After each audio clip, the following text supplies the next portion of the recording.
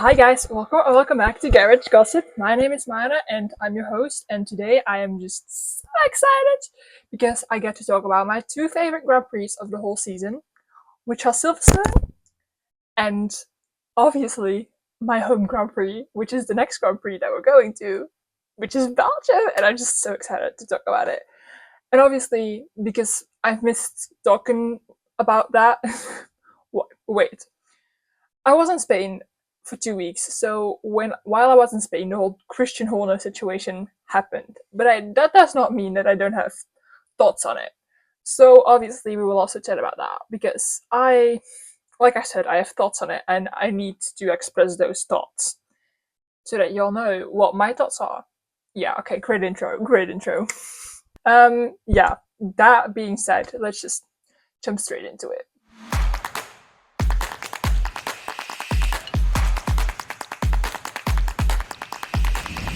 First things first. Let's just start. Let's go chronologically.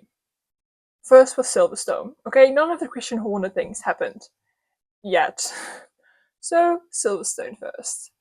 I had to rewatch the Grand Prix because I landed in Spain the Friday of the free practices, and then I did not watch quali. I think I can't remember watching quali. I know that I rewatched the F2 quali and I rewatched the F2 sprint race, I think, but I cannot recall rewatching quali or like watching quali.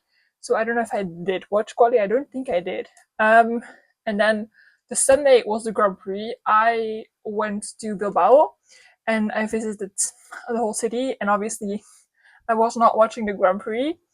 And there was one point where we were at this very cute like square, and we walked past like a restaurant or like a cafe, and they had the Grand Prix on, and I was just like, hold on, let me check.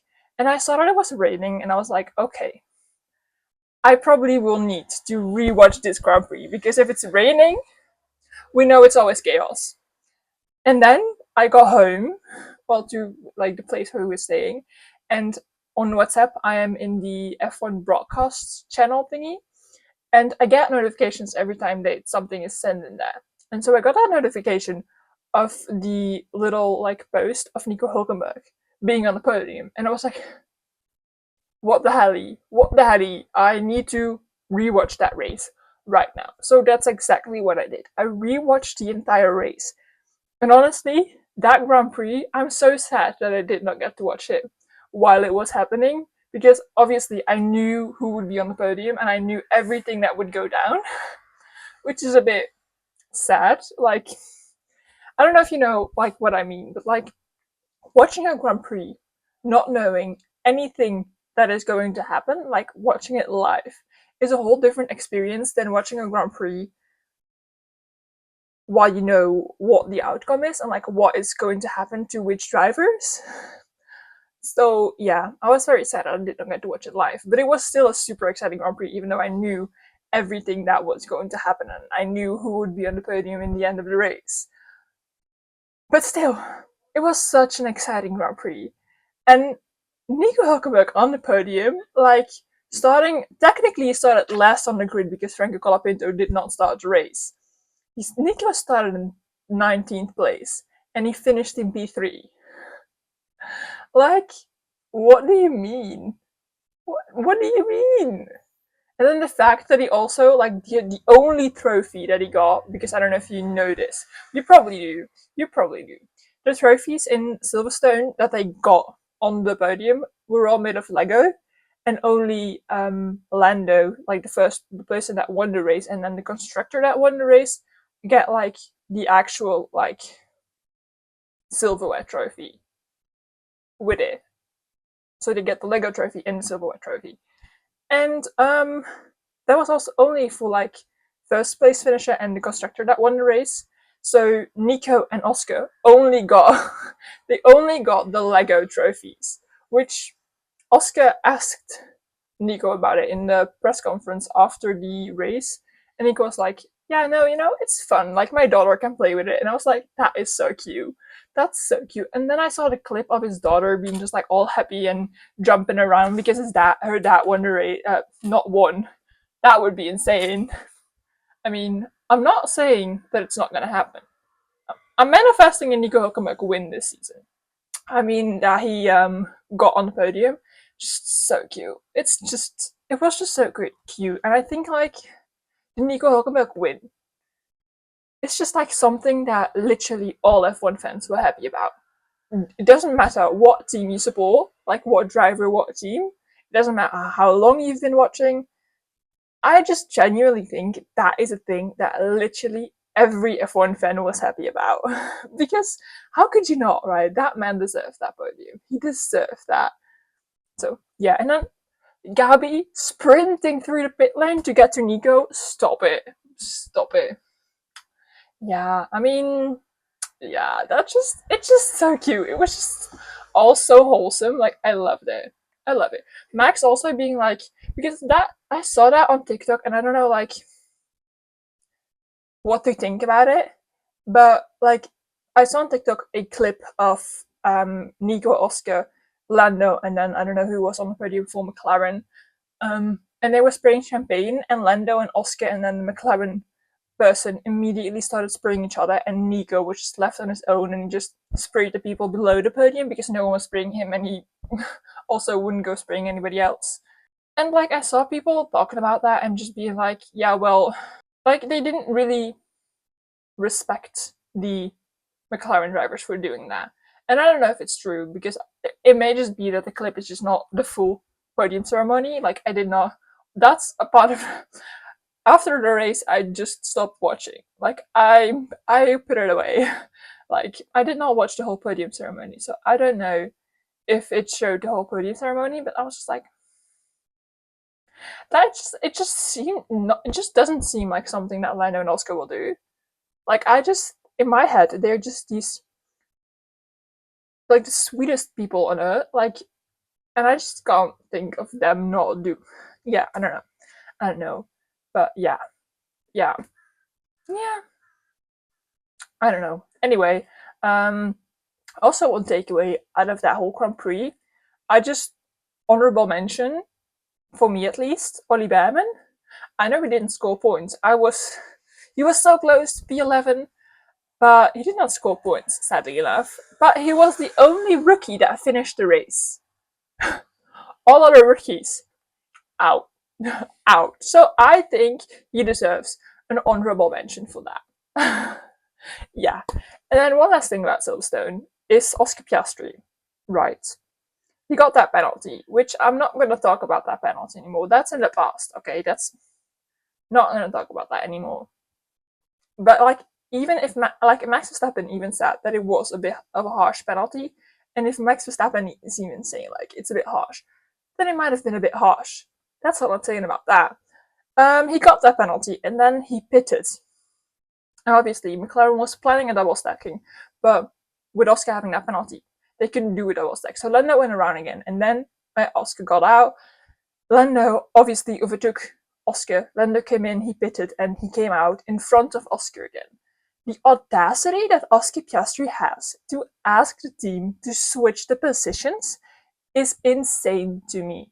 Like, I love Oscar. I don't have any negative or hard feelings towards that man. Like, he is, like I said, in my head, just a cutie. Like, he's just so sweet. But the audacity that that man has to ask to switch the positions, I'm sorry, Oscar, but what the hell? Yeah, I'm just like, that's audacity. That's really audacity. Yeah. That's everything I had written down for Silverstone. Obviously, there's so much more that I can talk about, but we gotta keep it short and simple because I don't want to make this episode too long, and I just want to talk a lot about Christian Horner. So yeah, that's what we're gonna talk about now. Christian freaking Horner.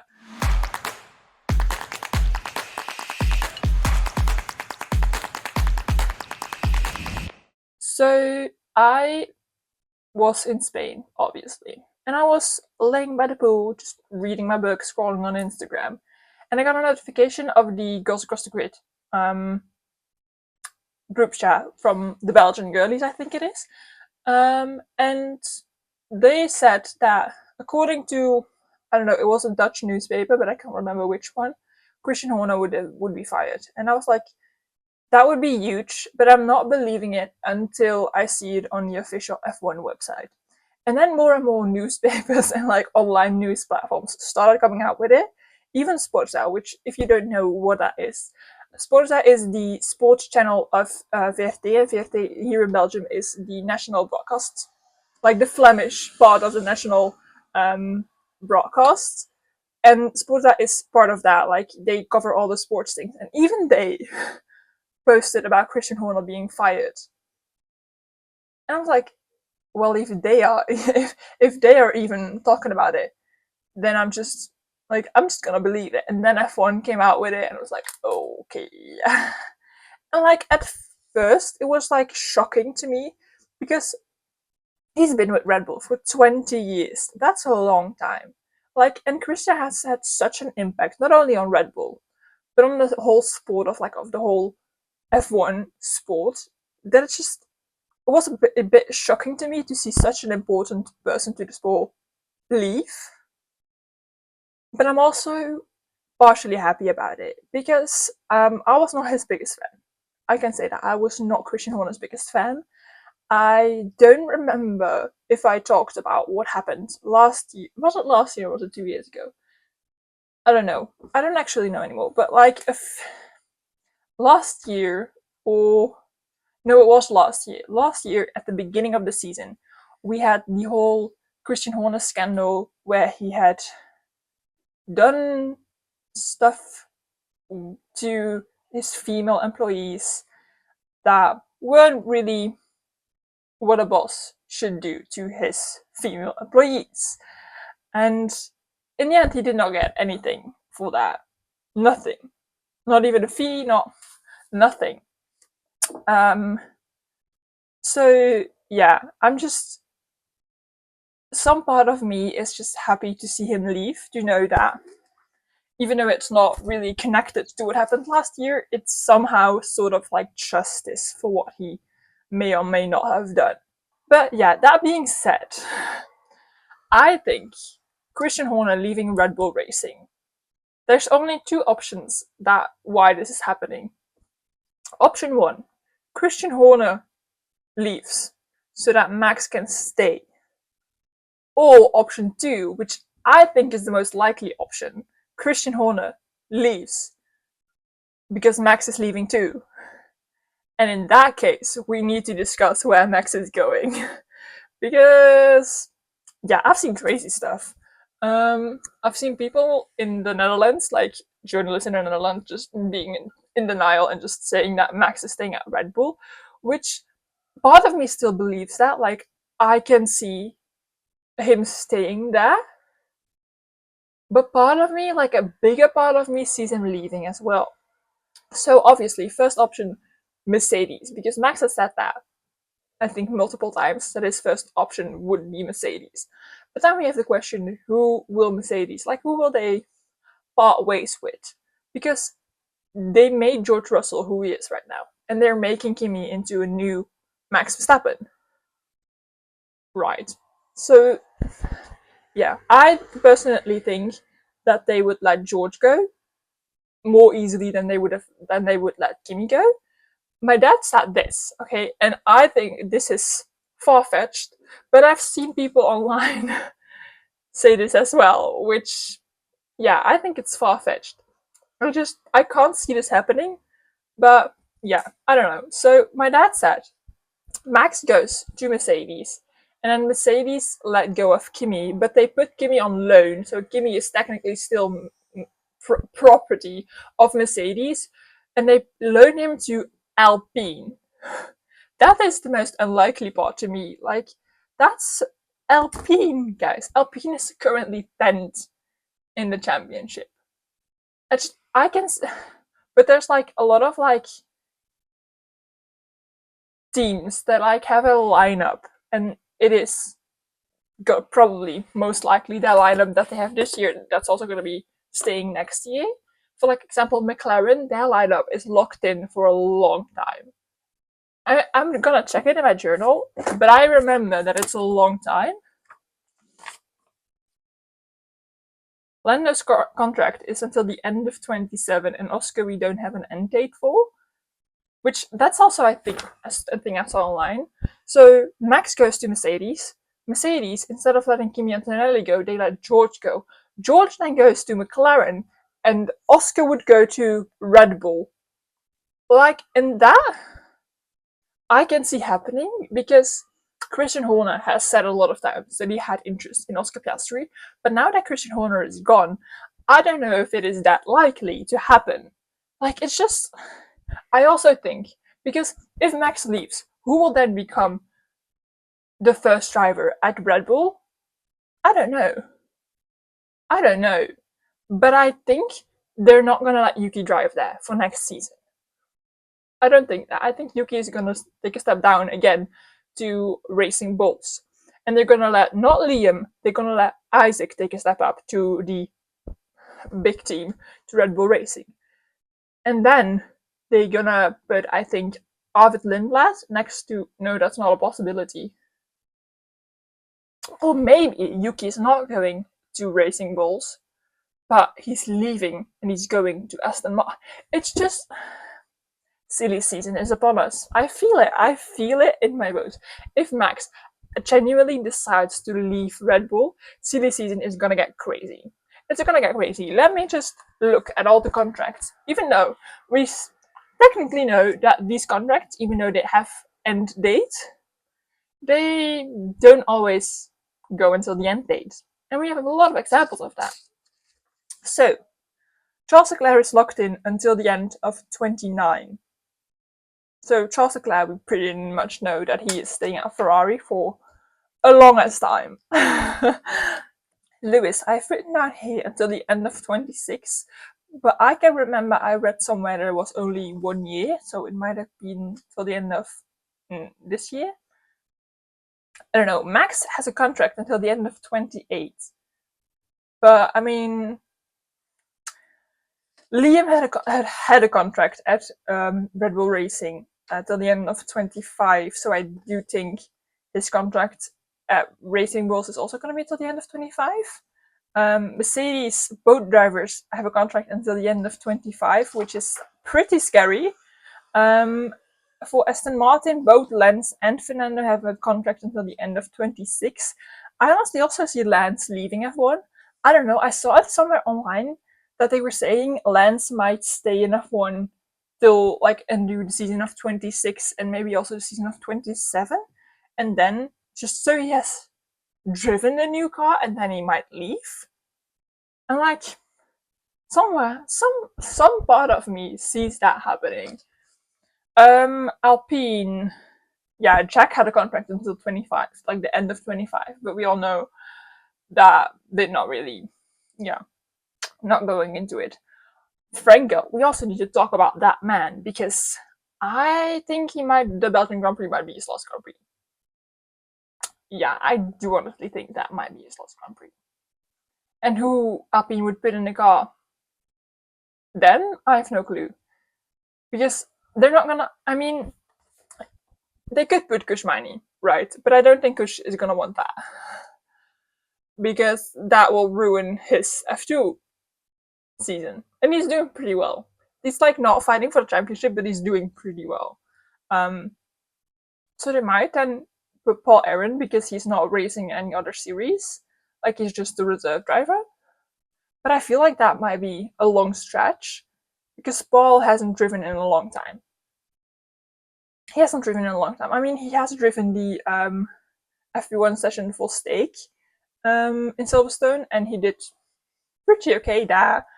But I don't know if they would do that. And I as much as I want to see Jack come back, I don't know how likely that is. But I feel like Jack needs a redemption arc. I feel like that. Pierre has a contract until the end of 26. Isaac until the end of 25, and Yuki also with racing rules also until the end of 25, which at Red Bull it's also until the end of 25. Both Haas drivers, so Esteban and Oli, until the end of 26. Then for Williams, Alex and Carlos, both until the end of 26 as well. And then Nico and Gabi also until the end of 26. So even though this season is already a bit silly season-esque, next year I think it's going to be even more silly season-esque. Because there's so many drivers whose contract is ending at the end of next season. So yeah. Anyway, I think we just wait and see. I think we just wait and see because honestly, I cannot look into the future and predict what is going to happen. Yeah, it's just wait and see. But I'm pretty sure Max is leaving Red Bull because, like, why is that chatter if nothing's going down? Why are we talking about this if nothing's going to happen? Something is happening. It has to. Something has to be happening. So yeah, that's my opinion on that. It's my opinion! Yeah, okay. I don't know if you know that meme. Probably you do. On to Belgium, which is my home Grand Prix, which I'm so excited about. Which I'm also kind of sad about because I'm not going. I'm not going. It's my home Grand Prix and I'm not going. I'm just already happy that I can watch it. Last season I had to miss it. Last season I did not watch the Belgian Grand Prix. So I'm happy that I get to watch it now. I saw someone on TikTok say, I have a feeling Ollie will be on the podium in Belgium. And I was like, okay, that would be huge. And I would love that. I would honestly love that.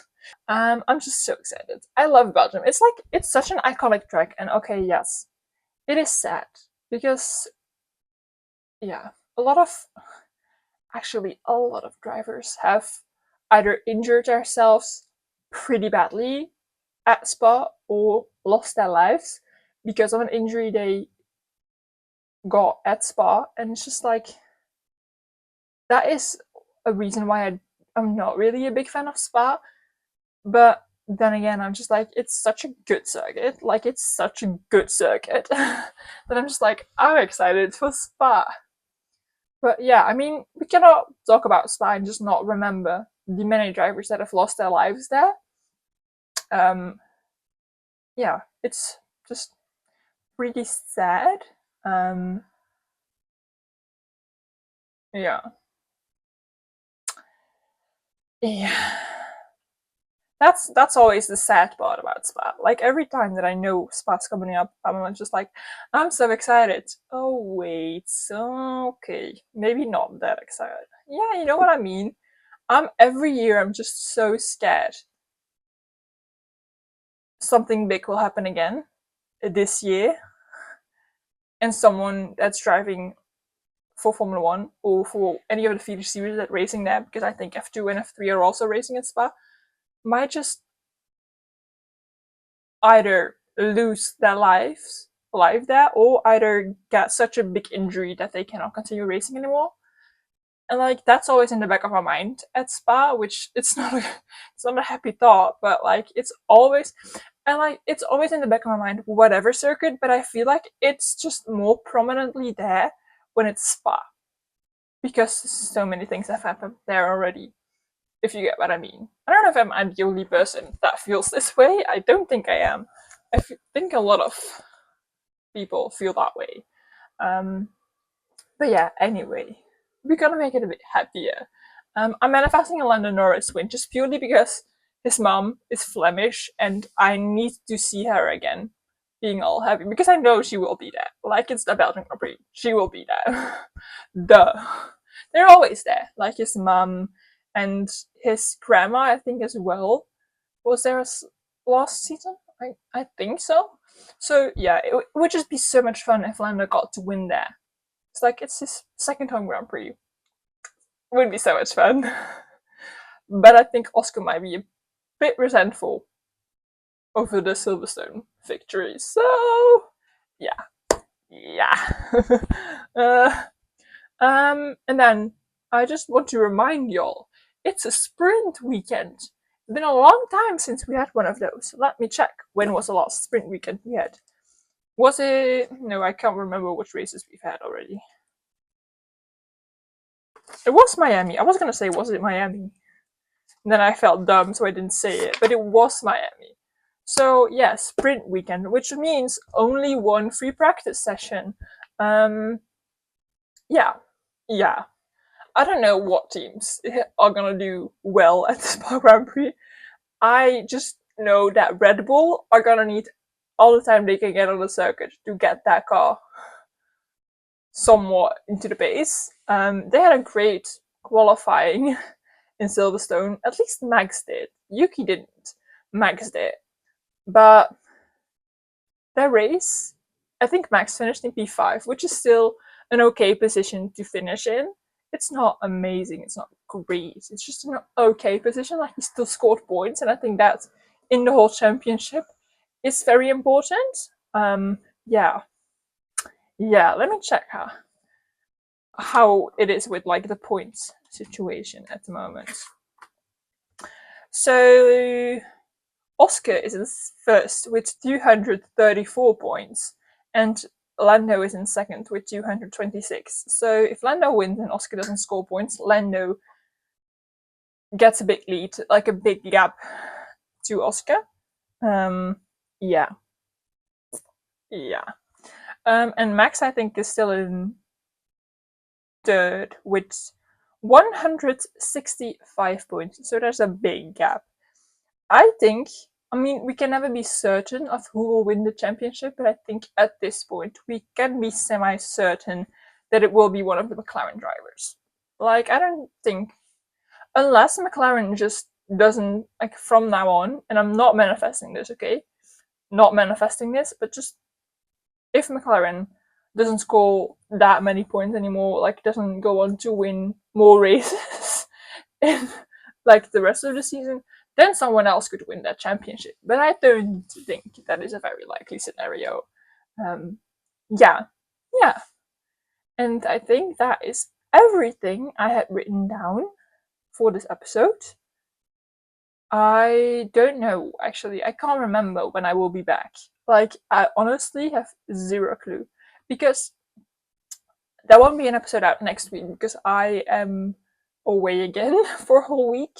And then after the Spa Grand Prix, it's summer break for I think 3 weeks. Checking the handy dandy journal again.